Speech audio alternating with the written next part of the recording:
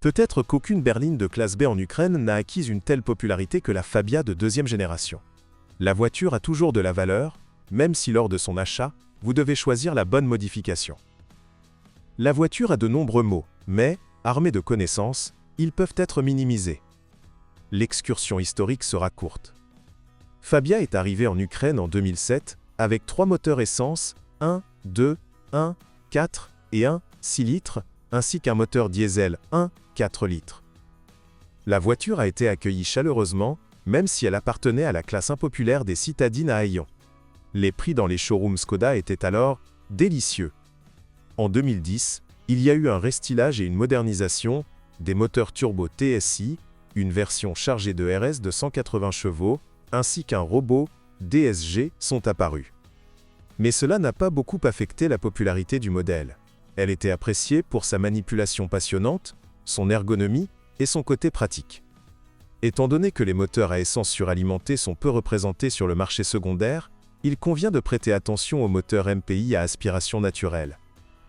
Toutes ne sont pas considérées comme sans problème, même si vous pouvez trouver ce qu'ils appellent plus de 300 voitures sur le marché. Junior et Senior, 1.2 et 1.6 chaînes. De plus, la durée de vie de la chaîne d'un 1.2 de 70 chevaux ne dépasse pas 100 000 km et son remplacement coûte beaucoup d'argent. Cette unité doit être tordue plus fort pour obtenir l'impact. Tous les moteurs ont un problème de thermorégulation. Surtout les plus petits.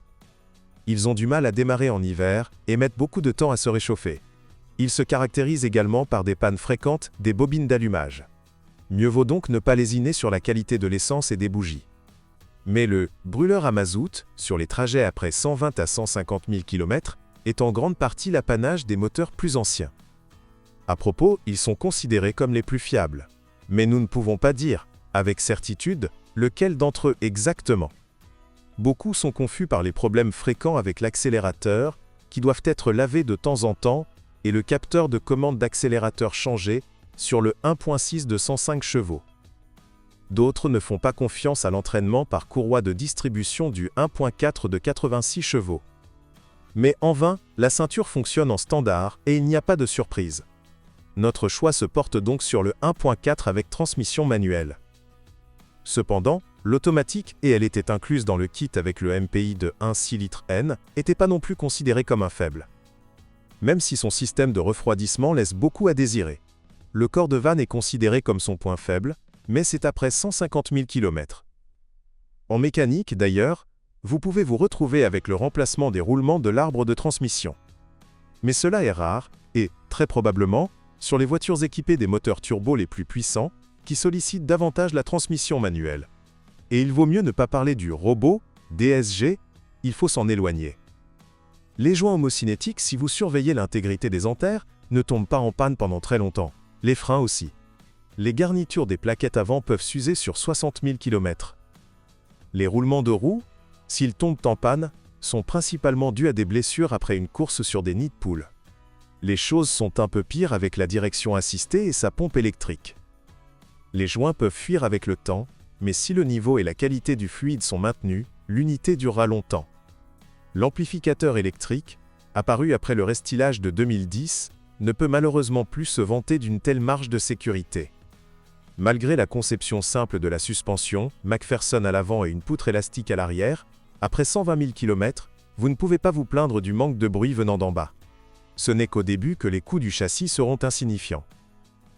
Et après cette étape importante, les embouts et biellettes de direction, les paliers de support des jambes de force, les amortisseurs et, souvent, les blocs silencieux des leviers avant, doivent être remplacés de temps en temps. D'ailleurs, à l'arrière, il n'y a rien de spécial à casser.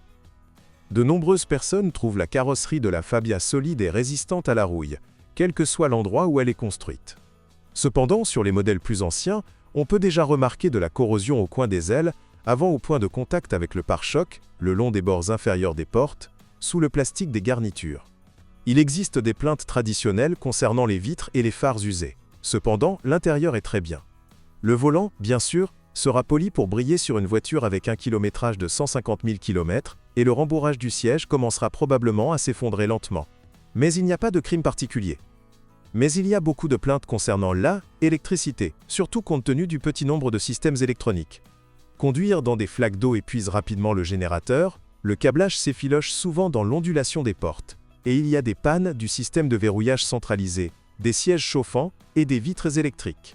Il n'est pas rare que des gens remplacent un tableau de bord tombé en panne. Bref, la voiture n'est ni meilleure ni pire que les autres. Alors est-ce que ça vaut le coup de le prendre? Frais. La Fabia est un plaisir à conduire, et l'ergonomie intérieure est de premier ordre. De plus, le coût de l'entretien d'une voiture d'occasion n'est pas prohibitif, et le marché regorge d'analogues peu coûteux mais de haute qualité de composants d'origine, y compris la boîte de conserve. De nombreuses personnes notent les supports de jambes de force avant et les amortisseurs fiables sur les voitures équipées d'un ensemble pour les mauvaises routes. Les blocs silencieux et les blocs à billes volent après une série de coups violents. Les hubs N échouent pas de même. Et les deux silencieux arrière de la poutre peuvent facilement devenir témoins de la mort naturelle de la voiture. Fabia devrait avoir une transmission manuelle dans le bon sens. Mais il est également difficile de blâmer les hydrauliques automatiques 09G dotés d'un moteur 1.6. Il est, en théorie, conçu pour fonctionner avec des moteurs plus puissants. Certes, si le corps de soupape a flotté et que la voiture a des secousses lors de la commutation, il est peu probable qu'il soit possible de trouver une solution bon marché au problème. La durée de vie des pistons des moteurs 1.4 est souvent supérieure à 250 000 km. Et les raisons de la brûlure d'huile dans tous les moteurs sont bien connues. Joint de soupape, système de ventilation du carter avec une soupape PCV cassée et, par conséquent, coquefaction des segments de piston. Si vous changez la soupape à temps et surveillez le fonctionnement de la ventilation, le moteur a de bonnes chances. Beaucoup de gens appellent le principal malheur du corps l'accumulation d'eau après la pluie, jusqu'à plusieurs litres, dans la niche de la roue de secours. Le liquide arriverait ici par les joints faibles de la cinquième porte.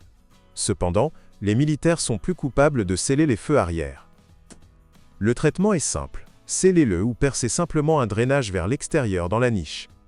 Peut-être le point le plus faible de la voiture. Le générateur peut ne pas survivre jusqu'à 150 000 km. Problème avec les bobines d'allumage. Panne des équipements intérieurs. Verrouillage centralisé, vitres électriques, sièges chauffants. Selon ces derniers, ils auraient même annoncé à un moment donné une campagne de rappel. Les fils sont fins, vous ne devez donc pas appuyer sur les sièges avec quelque chose de pointu.